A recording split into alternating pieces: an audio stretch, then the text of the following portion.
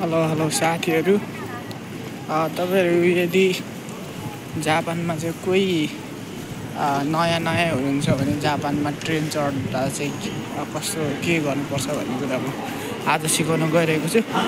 यो चाहिँ सुइका हो हैन, यो ट्रेन चढ्दा प्रयोग गरिने एक प्रकारको कार्ड हो। यसमा चाहिँ पैसा भर्नुपर्छ, जस्तै हाम्रो नेपालमा सिममा पैसा हाले जस्तो। यसलाई चाहिँ यहाँनिर रिचार्ज गरिन्छ। मसँग यहाँ 500 एन छ। अब यसलाई चाहिँ म यहाँ रिचार्ज गर्छु। तपाईहरुले यसलाई अब यो यस्तो 500 पैसा हाल्ने यसरी रिचार्ज गरेर टोटली मेरो रिचार्ज भइसकेको छ।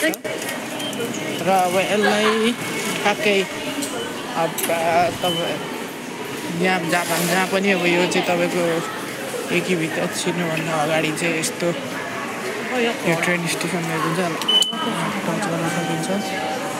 र यहाँभित्र छिरिसकेपछि अब प्लाट नम्बरहरू हुन्छ। तपाईँहरूले प्लाट नम्बर हेर्नुपर्ने हुन्छ। प्लाट नम्बर अब कतिमा कहाँ जाने भने जस्तै म चाहिँ अब आज हाचिउजी जान लागेको छु। हाचिउजी भनेको चाहिँ 3 नम्बर प्लाट नम्बरमा 3 र 2 मा। हाचिउजी चाहिँ 3 र 2 मा जान्छ र म हाचिउजी जान लागेको छु। यसरी गइसकेपछि यहाँ छिरिसकेपछि स्टेसनमा ट्रेन आउँछ।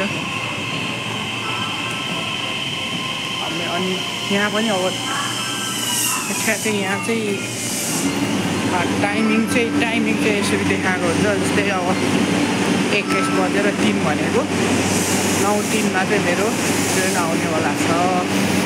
यसरी चाहिँ यो टाइम पनि हेर्न सकिन्छ। अनि यहाँ बसेर पर्खिने, ट्रेन आएपछि चढेर जाने। सो कोही नयाँ हुनुहुन्छ भने अब थाहा हुनेलाई त धेरैलाई त थाहा छँदैछ, तर कोही थाहा नहुनेहरू हुनुहुन्छ भने यो मेरो भिडियो हेरेर पनि धेरै कुराहरू थाहा पाउन सक्नुहुन्छ।